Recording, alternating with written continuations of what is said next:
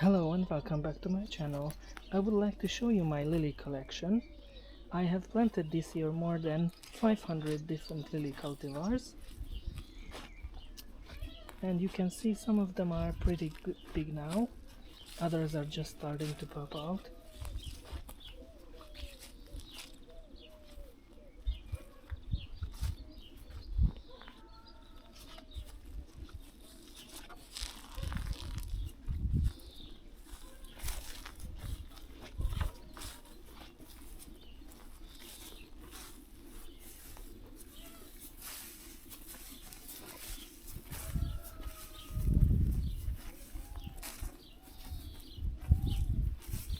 There are a couple of cultivars which already have green buds.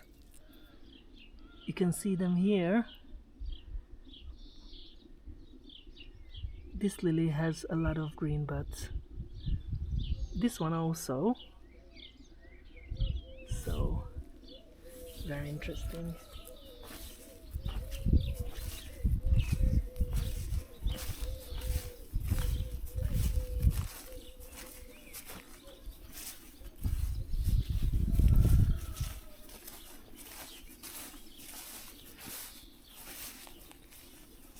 All different cultivars are marked by a different label.